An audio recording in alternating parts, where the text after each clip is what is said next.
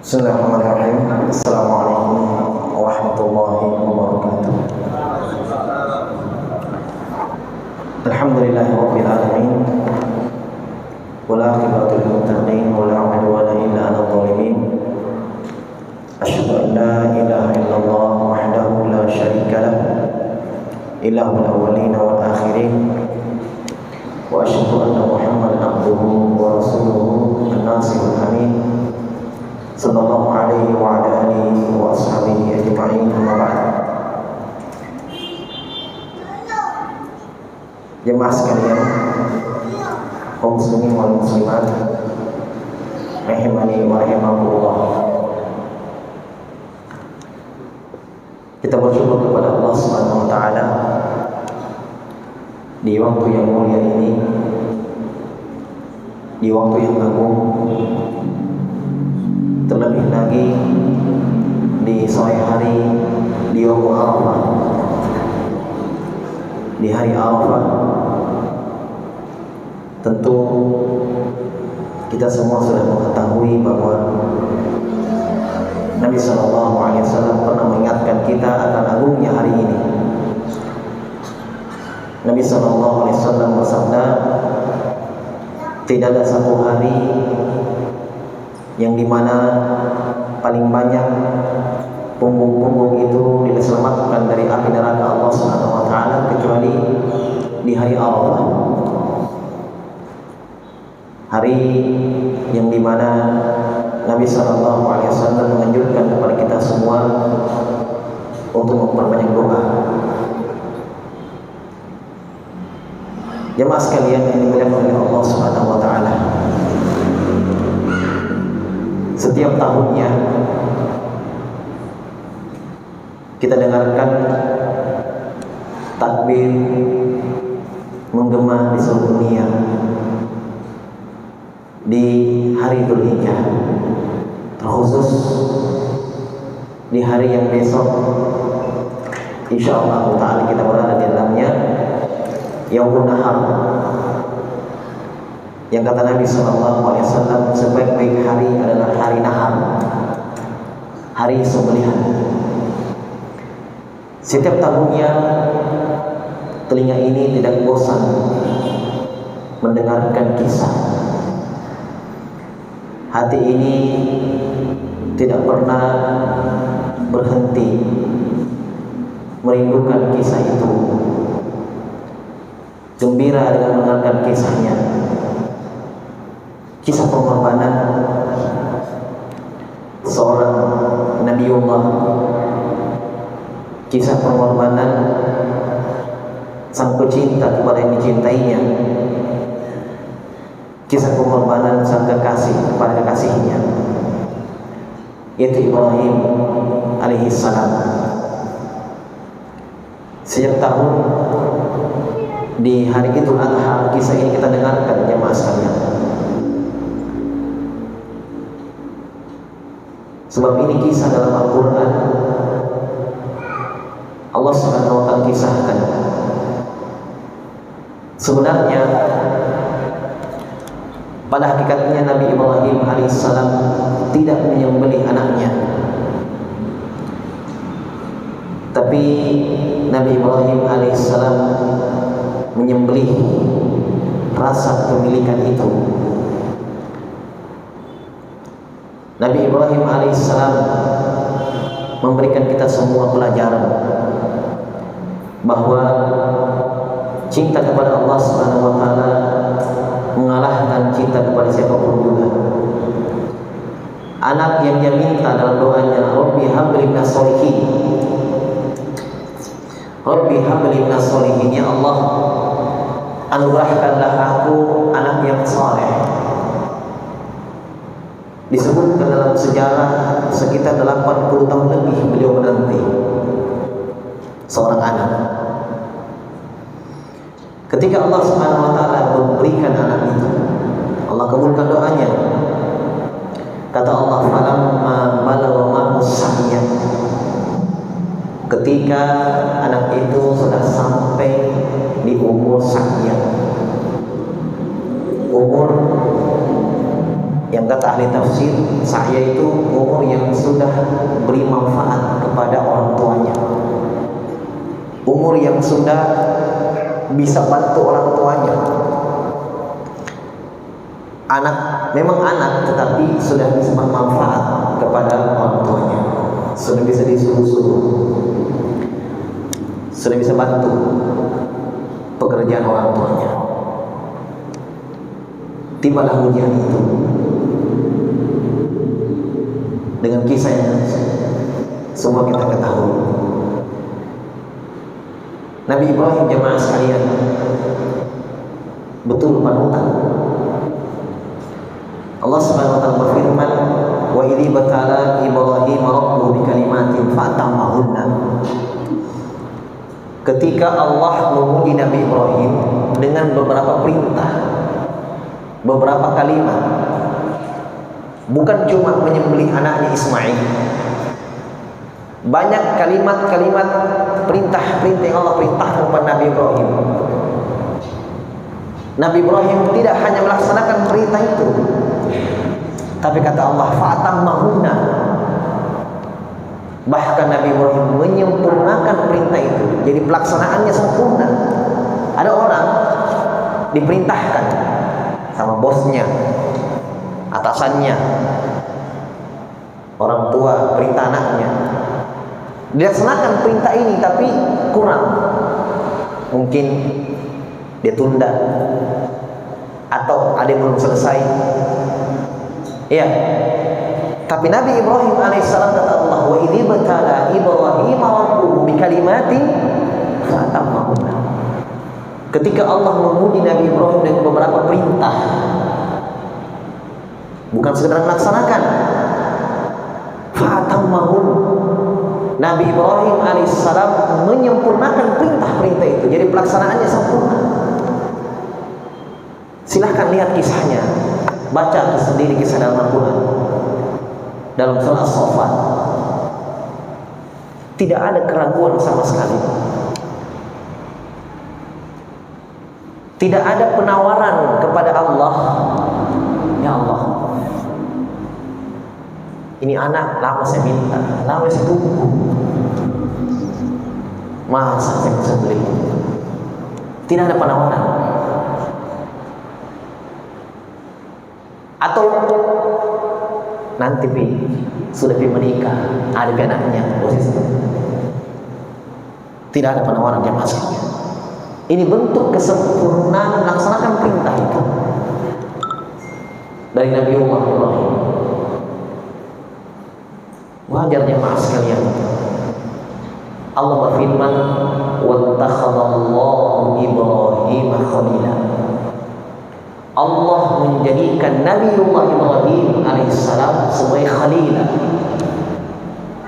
Hanya dua orang dari hamba Allah khusus yang diberikan cinta dari Allah khusus. Itulah khullah. Khullah itu artinya cinta yang sangat dalam. Allah berikan cinta itu kepada Nabi Ibrahim. Allah jadikan Ibrahim alaihissalam sebagai kekasihnya. Kenapa jemaah sekalian?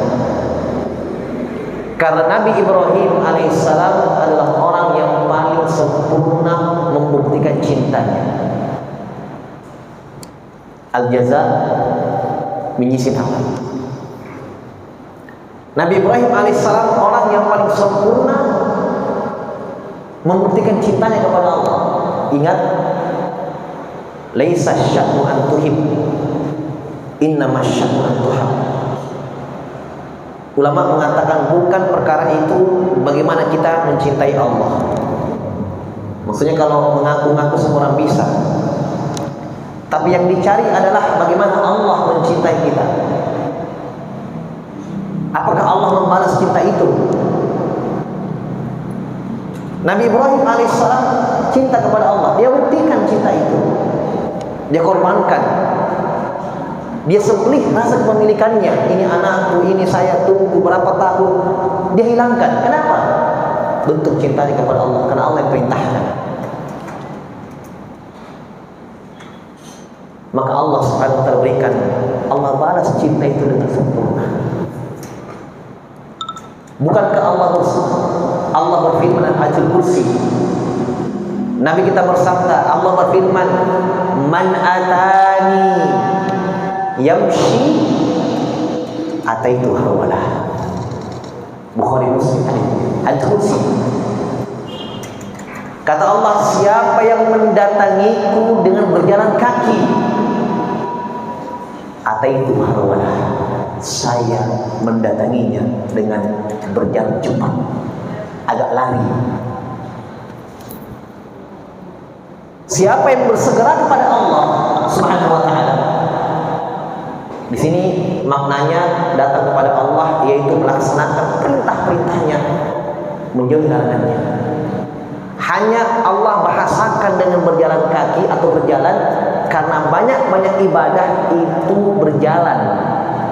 Salat masjid, haji jelas jalan kaki, Mina Muzdalifah Arafah, berjihad juga, walaupun bisa naik kendaraan dengan kaki. Tapi yang diinginkan di sini adalah kata Allah Subhanahu wa taala, man atani yamshi, siapa yang datang kepadaku dengan berjalan kaki, saya akan mengarah kepadanya dengan berlari kecil yang cepat. Siapa yang bersegera menjawab perintah Allah, Allah lebih bersegera kepadanya untuk membalas pemberian cinta itu. Allah akan jaga, Allah akan selalu menolongnya, Allah akan selalu memudahkan urusannya. Kenapa? Karena dia juga bersegera menjawab perintah Allah Subhanahu wa taala. Itu ada pada Nabi Ibrahim alaihissalam. Dia segera menjawab perintah Allah Subhanahu wa taala, sempurna dalam melaksanakan perintah Allah Subhanahu wa taala. Lihat apa yang Allah berikan kepada Nabi Ibrahim alaihissalam. Dibakar api, tidak terbakar. Allah berfirman, qulna ya naru kuni bardan salamun ala Ibrahim. Kami katakan kepada api, jadilah kamu dingin. Selamat Ibrahim alaihissalam. Itu untuk penjagaan Allah Subhanahu wa taala. Maka siapa yang berusaha mewujudkan cinta kepada Allah dengan membuktikan dalam kehidupannya, melaksanakan perintah, bersegera, tidak menunda. Kita jamaah sekalian, mungkin sholat itu sudah ada waktunya. Inna sholata kanat al-mu'minina kitaban mawquta. Sholat itu sudah ada waktunya untuk orang yang beriman. Tetap waktunya. Kita masih mundur dengan alasan pekerjaan, dengan alasan nanti. Kata Allah, faqalaqa min ba'dihim khalfun adhaa'u as-salata wattaba'u syahwat fasawfa yulqawna ghayya. Kata Allah dalam surah Maryam, akan ada di belakang mereka setumpuk yang mereka ini adhaa'u as-salata wattaba'u syahwat, mereka menelantarkan salat.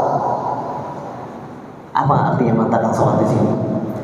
Kata ahli tafsir, melantarkan waktu-waktu salat.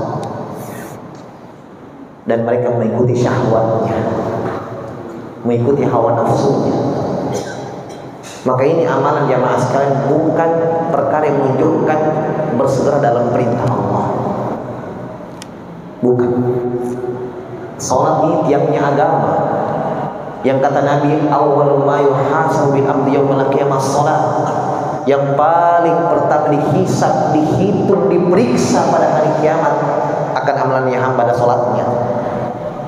Idza shaluhat, kalau salatnya baik, bagus salatnya, saluha sairu amali, akan baguslah seluruh amalannya. Maka dari Nabi Ibrahim alaihissalam kita belajar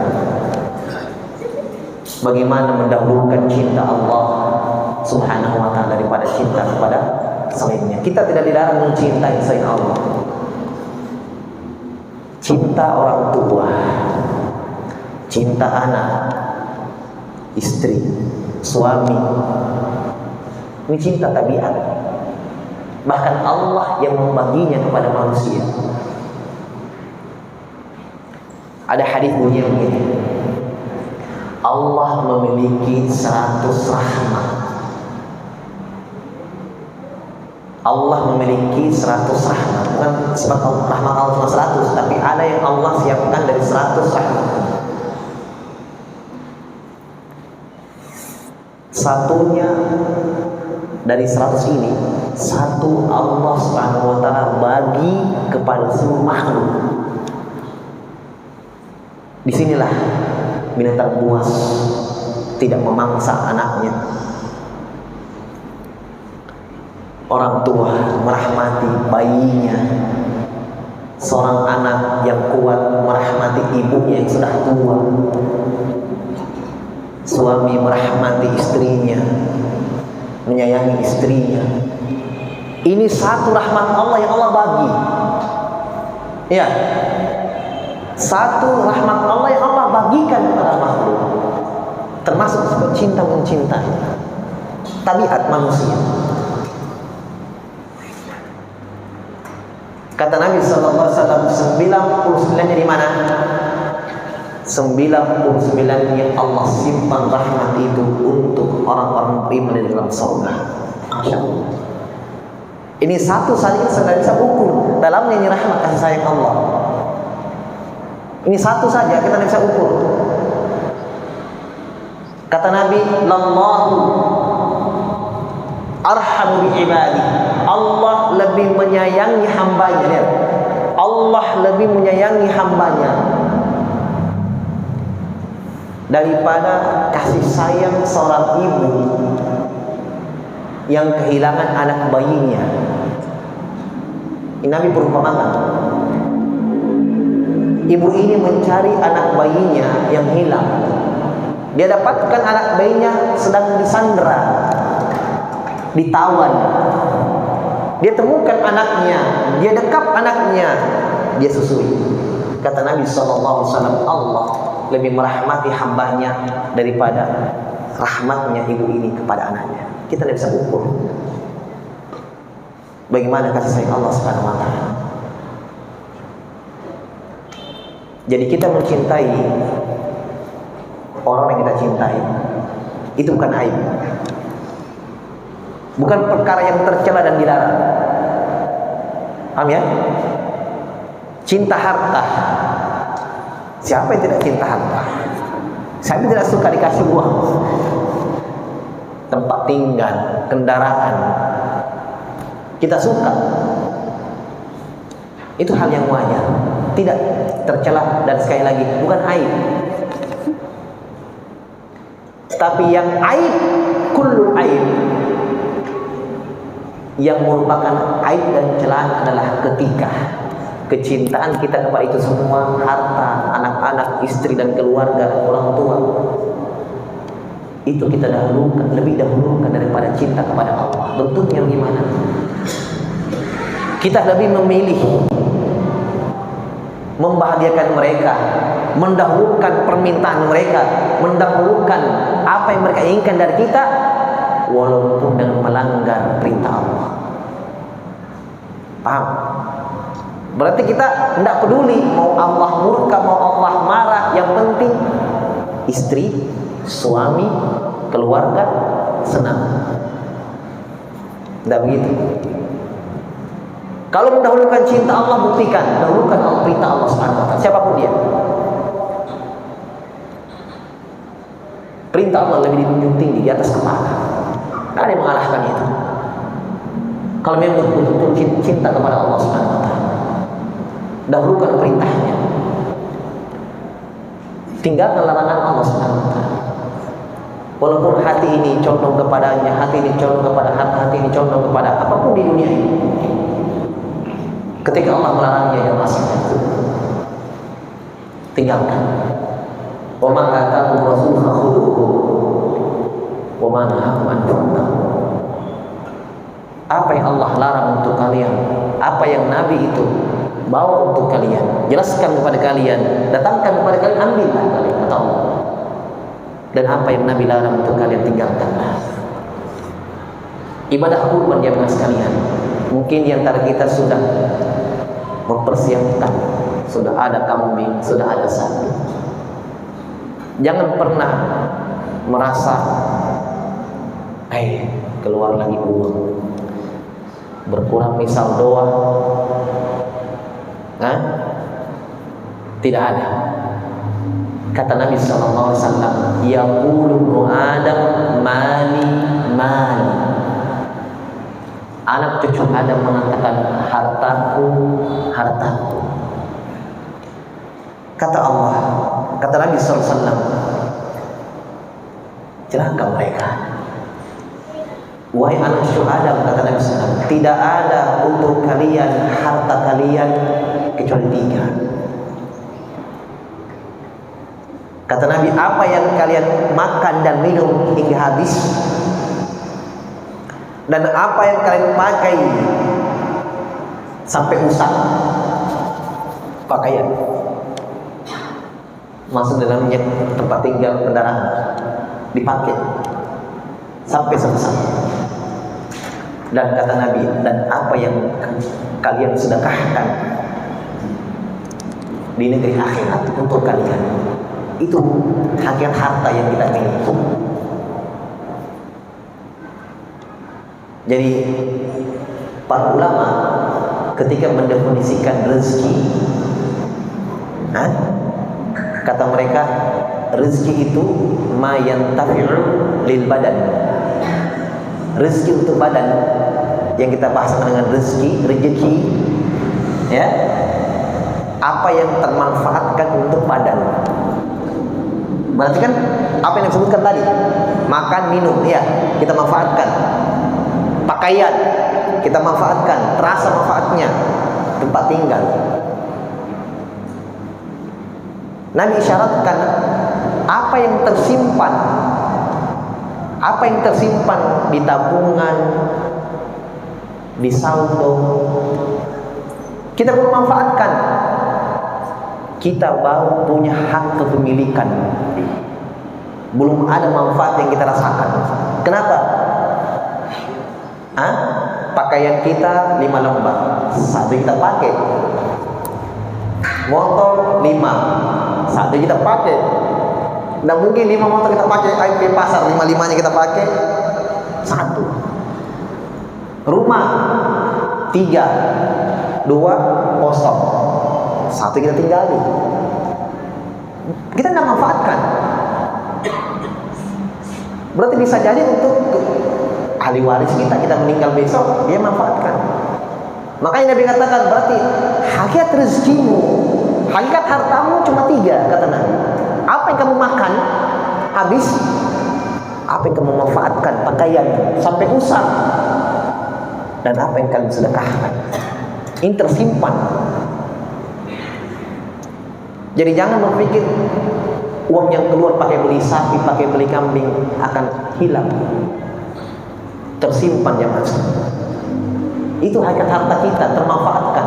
2 yang pertama Nabi sebutkan, kamu makan, kamu pakai, ya termanfaatkan di dunia. Meninggal selesai. Yang ketiga ini hakikat harta. Kita simpan untuk kehidupan kita yang setelah. Ketika para ulama mereka membaca ayat tentang ucapan orang kafir yang melihat siksaan pada hari kiamat, mereka mengatakan, yaqulu ya laitani qaddamtu li hayati. Dia katakan, duhai seandainya dulu saya siapkan kehidupanku, duhai seandainya saya persiapkan bekal untuk kehidupanku. Padahal dia sudah hidup. Ulama ahli tafsir mengatakan, ya bana Adam al-hayatu kalam tubda. Para ulama mengatakan, wahai anak cucu Adam, ternyata kehidupan kalian belum dimulai. Kenapa? Karena yang hakikat kehidupan adalah negeri akhirat. Terus ini sekarang apa? Kata Allah Subhanahu wa taala, innamal hayatud dunya la'ibun wa lahu. Di dunia ini kebanyakan manusia hanya bermain-main dengan Tuhan. Nabi ingatkan itu, la 'isha illa 'ishal akhirah. Tidak ada kehidupan kecuali kehidupan akhirat. Makanya ada ungkapan bilang begini, ini salah ini. Manfaatkan baik-baik. Hidup hanya sekali. Ini kurang tepat. Mungkin yang diinginkan hidup di dunia sekali, iya betul. Tapi kalau hidup sekali saja, Allah katakan dalam Al-Quran tentang ucapan mereka, ya, amat tanasnatain wa ahyai tanasnatain. Ya Allah, Engkau matikan kami 2 kali dan Engkau wafatkan kami, matikan kami 2 kali. Nah, berarti 2 kali kita mati, 2 kali hidup. Ada yang tahu kematian pertama yang mana? Hah? Kita belum ada. Dulu tidak ada. Hal ata 'alal insani hinun min ad-dahri lam yakun syai'an madhkura. Belum tibakah, belum datangkah kepada manusia dulu mereka tidak pernah disebut-sebut. Ini dianggap alam ketiadaan, ini tidak ada. Diadakan, muncul, hidup sekali. Ya kan? Mati. Semua mati. Kiamat selesai. Ajal datang, selesai. Bangkit lagi, hidup lagi. Berarti 2 kali hidup, 2 kali mati. Makanya ulama mengatakan kalau misalnya kematian di dunia ini adalah akhir perjalanan kehidupan, beruntunglah orang kafir. Iya kan? Kalau memang tidak ada hari hisab, hari berbangkit yang sekalian, kematian adalah akhir segalanya, sudah. Merdeka orang kafir, tidak usah hidup foya-foya, hidup senang-senang, tidak ada perintah, tidak ada larangan, selesai, mati sudah. Tapi hikmah Allah Subhanahu wa taala seperti itu. Semua perjuangan, semua pengorbanan, semua yang kita keluarkan di dunia ini untuk agama Allah Subhanahu wa taala dihitung sekecil apapun. Tidak ada yang sia-sia, tidak ada. Allah ingatkan dalam hadis kursi, ya ibadi innama hiya a'malukum uhsiha lakum tsumma uwaffikum iyyaha. Wahai hamba-hambaku, kata Allah, semua amalan itu yang kalian lakukan hanya untuk kalian, bukan untuk siapa, bukan untuk Allah, untuk kalian. Uhsiha lakum, saya simpan, kata Allah, saya tabung, saya hitung. Tsumma uwaffikum iyyaha, kemudian saya akan kembalikan. Wafi itu artinya penuh, bukan kembali satu, kita tabung satu kembali satu, simpan satu kembali satu. Tsumma uwaffikum, saya penuhkan, kata Allah dalam, kata Nabi dalam hadis, 1 kali berbuat kebaikan 10 kebaikan berlipat sampai 700, dan lebih dari itu bagi siapa yang Allah kehendaki. Itu sekali berbuat kebaikan. Oleh karena itu jamaah sekalian, di antara ibadah yang agung, ibadah kurban ini luar biasa. Kita betul-betul berkorban harta, kita keluarkan itu. Allah Subhanahu wa taala berfirman, la yanalallaha luhumuha wa la dima'uha walakin taqwa minkum. Tidak sampai kepada Allah Subhanahu wa taala darahnya, dagingnya, tapi yang sampai kepada Allah adalah takwa kalian. Nabi tunjuk dadanya, at-taqwa hahuna, takwa di sini. Lebih luar biasanya lagi, dagingnya kita yang makan. Iya kan? Kita yang makan sendiri. Kita sembelih, kalau kita bisa sembelih sendiri atau orang lain sembelihkan, kita ambil dagingnya. Kita bersedekah lagi, dapat pahala lagi. Terus yang sampai kepada Allah apa? Loh, katanya kurban untuk Allah, betul. Qul inna sholati wa nusuki wa mahyaya wa mamati lillahi rabbil alamin la syarika. Katakan salatku, sembelihanku untuk Allah. Yang sampai kepada Allah, kata Allah, adalah takwanya, niatnya, pengorbanannya. Untuk siapa? Untuk Allah. Bukan riya, bukan untuk diketahui, dipuji. Oh dia berkorban tuh sapi limosin. Boy, yang doain nah. Mau dipuji saja supaya tidak. Dia keluarkan hartanya untuk memang membuktikan pengorbanannya, cintanya kepada Allah Subhanahu wa taala. Ibadah, dan sembelihan itu ibadah yang agung. Terakhir, sembelihan ini sering digandingkan dengan sholat. Fasholli li rabbika wanhar. Salatlah kepada Rabb Muhammad dan sembelihlah. Satu. Tadi ayat yang saya baca digandingkan lagi, qul inna sholati wa nusuki. Katakanlah ya Muhammad, salatku, sembelihanku, hidup dan matiku untuk Allah Subhanahu wa taala. Bahkan Nabi saking